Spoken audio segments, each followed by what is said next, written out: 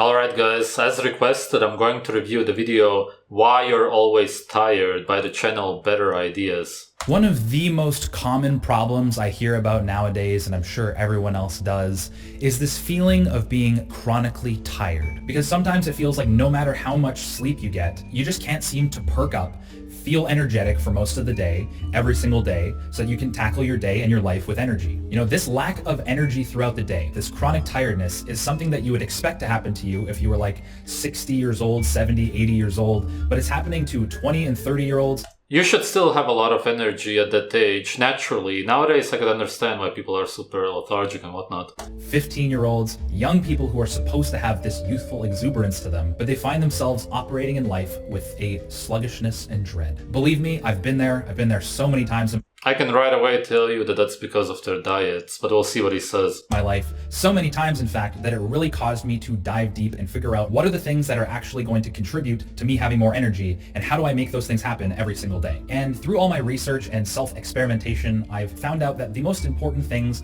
are kind of the things that you hear all the time: sleep, exercise, and diet. Are you always tired? Do you mope around the house, dreaming big dreams, but lack the energy to make them come true?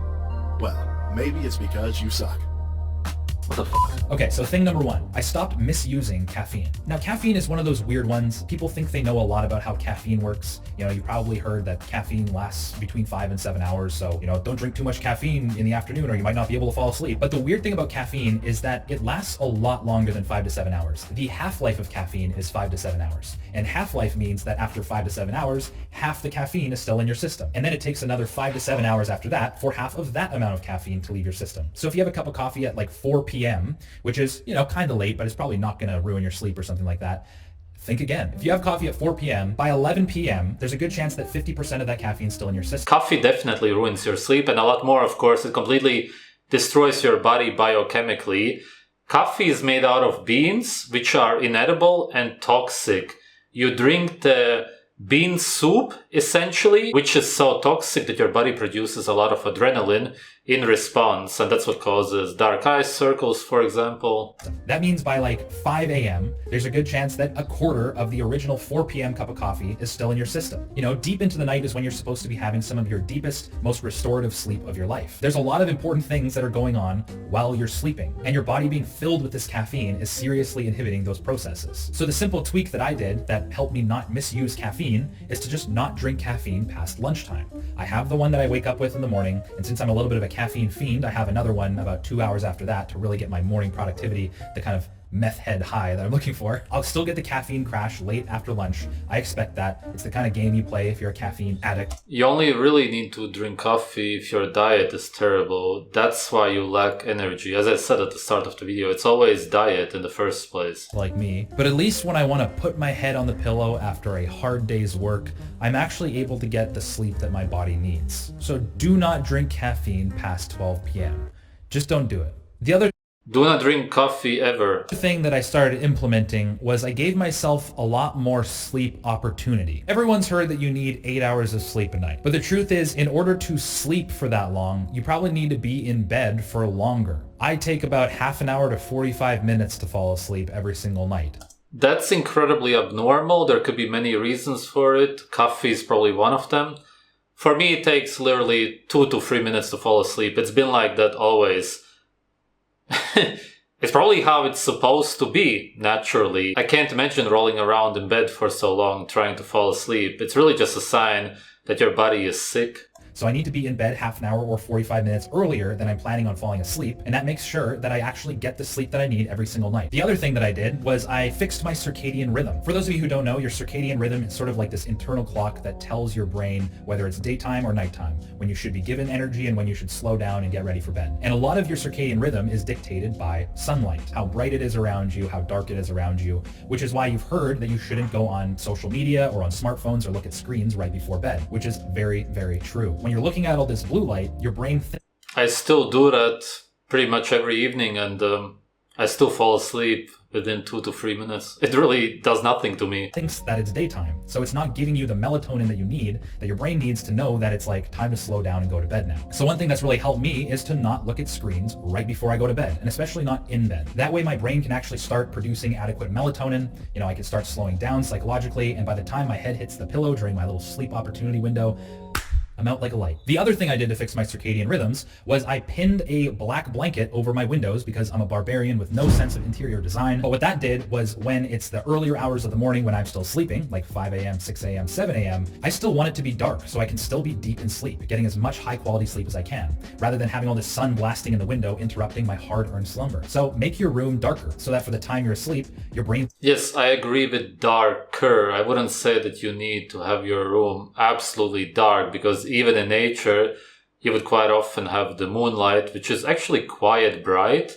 So it's not normal to sleep in complete darkness. But I would agree that most people nowadays have it way too light in their rooms because of street lamps and whatever. Most of us live in cities. Okay, so let's talk about exercise. There is a fascinating link between your psychology and your physiology. It seems like what's good for the body is also good for the mind. It's the reason why... Your mind is your brain. It's physical. It is part of your body. It's part of your body like any organ. You should not try to separate your mind and your body. Power posing somehow, like standing up and putting your hands on your hips or whatever. That kind of stuff increases testosterone. It's bizarre to think of it, but literally just power posing, feeling powerful, lowers your cortisol, which is your stress hormone, and increases your testosterone, making you feel more confident and powerful. And you hear so many accounts of people who fixed their posture, which allowed them to go about the day with more confidence. It's like a chicken or the egg thing. They fixed their physiology, which translated into benefits for their psychology. The only reason why I'm saying this is because one of the most effective ways that you can have more energy throughout the day is to move your body. See how the hips act as a pivot. Wait, okay. Let me see what he's gonna say. I would think that if everyone had the same baseline energy to work with, that if you expend that energy by being active, you'll have less energy throughout the day. Yes, exactly. And you said to move your body and then you will have more energy. How does that make sense? But the exact opposite is true. People who regularly expend their energy have a higher baseline of energy to expend. Squeeze tight with the buttocks and slowly put the... Says who? Where's the proof? Where's your argument? It's just going to be an empty belief once again? buttocks way back. It's almost like there's a golden rule baked into the universe that says, that which costeth energy giveth energy. Yeah, I should probably make a t-shirt with that. It wasn't long before... Yeah, except that that's not in any way true, and everybody who stops exercising right away says how much more energy they have. Their intimacy drive, if you understand what I mean, goes through the roof. Everything becomes better when you stop exercising. It's like you experience a life that you completely forgot about, because most people forget how good their life was before they were exercising. Ernie began to feel the benefits of his regular exercise. So you might be thinking, Joey, you're an active guy, you go to the gym, you play hockey, so that probably wasn't that big of a problem for you. Well, it turns out it was. I play hockey once or twice a week in the evenings. And then I go to the gym for like half an hour to 45 minutes to do some heavy lifting 3 to 4 times a week. But I spend the That's way too much? rest of that time, by and large, sitting on my butt, editing videos, writing content. Yeah, because you have no energy left, because you used up your energy, you moron. Don't you listen to what you're saying? And whatever. This sedentary lifestyle is draining my energy. So Yeah. You go to the gym 3 to 4 times a week, then you play hockey, but the sedentary lifestyle was draining your energy. You literally need energy to work out and to play hockey, but no, you sitting, resting is what drained your energy. Oh my God. I made a simple tweak. Not only do I make sure I get out and take a walk every single day, I do something to get out of the house, get moving, but I also bought a standing desk. So I spend a large portion of my time when I'm being productive standing up on my desk rather than sitting down. There you also saw another problem. He lives in a cold climate, which generally makes your body stressed.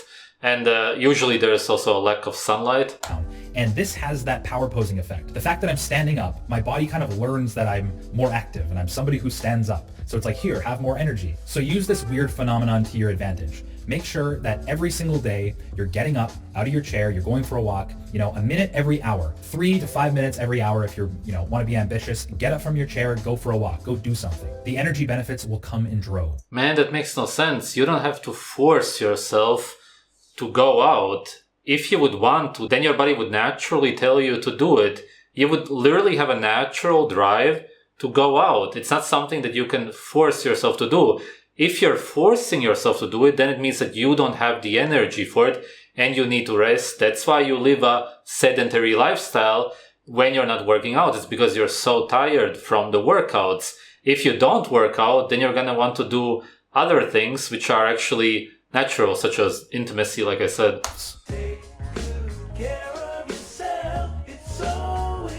And now just briefly, I'm actually not going to talk about diet because I feel like I don't want to add to the noise. One thing I've learned is that is a problem, because that's the main reason why people nowadays don't have the energy that they want. that it's really genetically dependent. You know, if your ancestors were from a certain part of the universe, you know, maybe a paleo diet works better for you. What the hell are you talking about? What is the guy talking about? Every human on Earth needs to eat mostly animal foods, drink blood, eat raw organs. That's what all humans in nature eat, no matter what climate, whatever place they are from. And then the only thing that would be different would be, when are you going to eat some fruit? In tropical places more often, and in a European climate, maybe only in July, August, September. That's about it. Really, at the end of the day, there's no difference, though. It doesn't depend on your genes at all. You know, maybe you have a gluten sensitivity. By and large, There's no gluten in nature. Everybody has a gluten sensitivity. Some people have it worse than others. That's it. Nobody can tolerate it. You're not supposed to eat it. Jesus, you're ignorant. though, avoid packaged food, avoid sugar, drink enough What? Avoid sugar. There's sugar in basically everything that we eat. Even a freshly slaughtered animal is full of glycogen.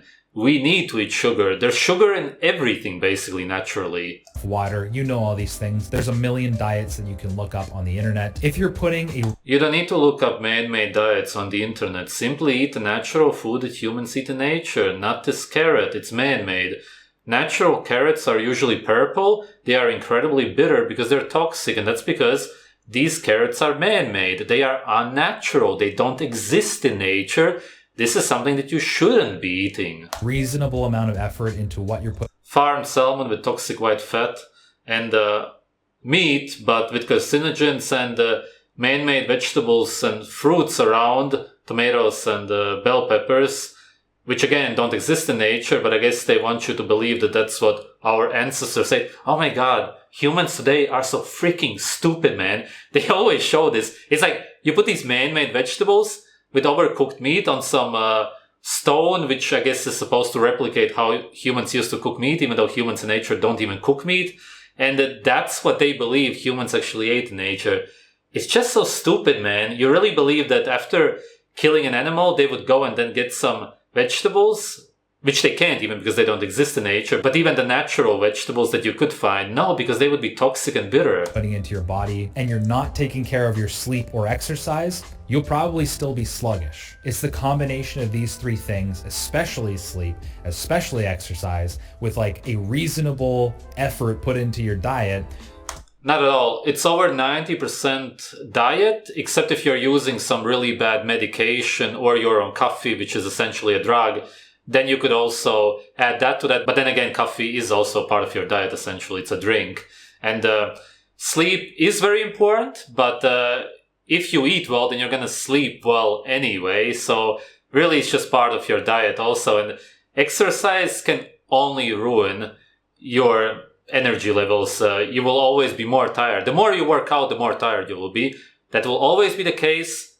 Just I don't even know what to say. It's just disgusting how wrong you are. You'll have energy to work with. You know, you'll finally be somebody who's perky, who has energy, who can tackle their daily tasks and actually get things done without constantly feeling like somebody's just dragging you down, holding on to your shirt and just like covering your eyes all the time. There's nothing much more I can add to this video.